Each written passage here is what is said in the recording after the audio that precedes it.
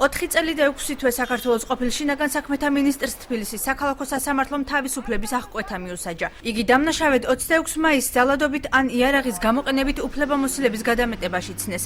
პატივისა და ღირსების შელახვის ბრალდების ნაწილში ვანო მერაბიშვილი გამართლდა. სასამართლოს ხდომაზე გამოკვლეულ მტკიცებულებათა ერთობლიობით ივანე მერაბიშვილი დამნაშავეცნო სახელმწიფო პოლიტიკური თანამდებობის პირის მიერ სამსახურებრივი უფლებამოსილების გადამეტებაში, რამაც ფიზიკური პირის უფლების და სახელმწიფოს კანონიერი ინტერესის არსებითი დარღვევა გამოიწვია.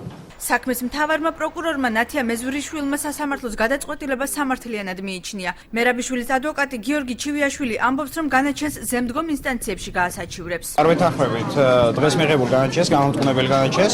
მიგვაჩნია, რომ იგი არის უკანონო, სამწუხაროდ როგორც ჩანს, სასამართლომ ვერ გაუძლოს ეწოლას. ვიდეოებთ ყველა ინსტანციაში. 26 მაისის საქმეში მკვლელები გამოუშვა, ის ხალხი, ვინც უშუალოდ მონაწილეობდა ბრალდებით ადამიანის მკვლელობაში, ისინი გამოუშვა და უდანაშაულო ადამიანი დააპატიმრა. ამას მივოდით, სიმწრის ხალხს არაფერს მივოდით, მაგრამ რაც ყველაზე საცილო არის ის, რომ სტრასბურგის სასამართლომ მერაბიშვილის საქმის მიენიჭა პრიორიტეტი სისტემური პოლიტიკური დევნის გამო.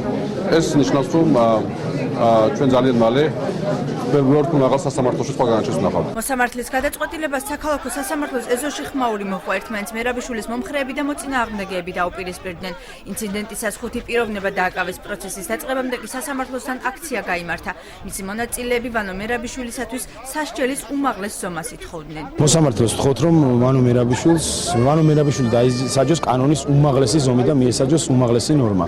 იმიტომ რომ ვანო მერაბიშვილი არის 26 მაისის შემკვეთის და შემსრულებელიც. ვანო მერაბიშვილი არის ადამიანი, რომელიც აბრალებს რიგით პოლიციელებს ძალის გადაცდომას და სინამდვილეში მისი ბრძანებით მოხდა ეს ყველაფერი. ეს მოხდა მაშინ, როცა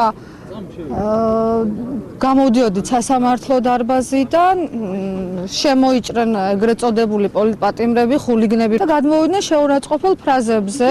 ამ დროს მოვიდა პოლიცია, იმის მაგივრად, რომ რაღაცა გაენიტრაელებინა წაიყვანეს ჩვენი ბიჭები. საქმის განხილვა 5 თვეს გრძელდებოდა. რამდენიმე კვირის წინ მერაბიშვილს განაჩენი ეგრეთ წოდებული ფიქტიური დასაქმების ეპიზოდშიც გამოუტანეს. საქმეზე ყოფილ პრემიერ-მინისტრს 5 წლით თავისუფლების აღკვეთა შეეფარდა.